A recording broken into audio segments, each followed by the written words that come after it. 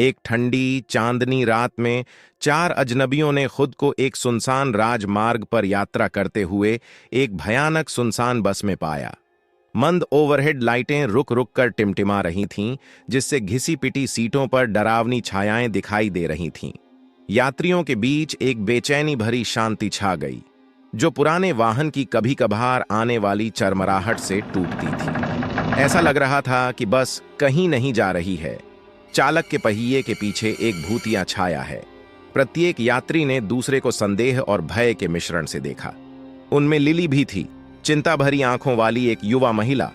Mark, एक मध्यम आयु वर्ग का व्यक्ति जिसका बाहरी भाग कठोर है। सारा, एक छात्रा जिसने अपना बैग कसकर पकड़ रखा था। और जॉन, बुजुर्ग चेहरे वाला एक बुजुर्ग सज्जन। जैसे ही बस आगे बढ़ी, लिली ने चुप्पी तोड़ी।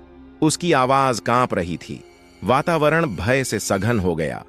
मंद रोशनी में उन्हें एक तहखाने का दरवाजा थोड़ा खुला हुआ मिला। घबराकर वे नीचे खाई में उतर गए। हवा ठंडी हो गई और एक दुर्गंध उनके नथुनों में भर गई। जैसे ही वे नीचे पहुंचे, उनकी फ्लैशलाइट ने एक भयानक दृश्य प्रकट किया। दीवारों पर फैले प्राचीन प्रतीक, एक फटी हुई डायरी जिसमें अकथनीय भयावहताओं का वर्णन था, और एक टिमटिमाती रोशनी कोनों में छिपी छायादार आकृतियों को प्रकट कर रही थी। उन्हें यह एहसास हुआ, बस परिवहन का साधन नहीं थी, यह एक जहाज था जिसने उन्हें एक दुःस्वप्न आयाम में पहुंचाया था।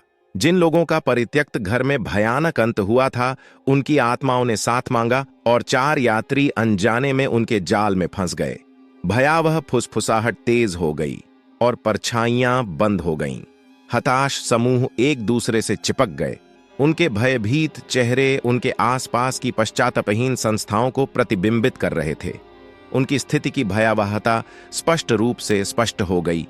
प्रेतवाधित बस एक ऐसे क्षेत्र का प्रवेश द्वार थी जहां खोई हुई आत्माएं रहती थीं, जो हमेशा के लिए छोड़े गए घर से बंधी रहती थीं। जैसे ही आत्माएं अंदर बंद हुईं, अंधेरे ने छोड़े गए यात्रियों को निगल लिया और प्रेतवाधित सन्नाटे में केवल उनकी भयभीत चीखों की गूंज रह गई।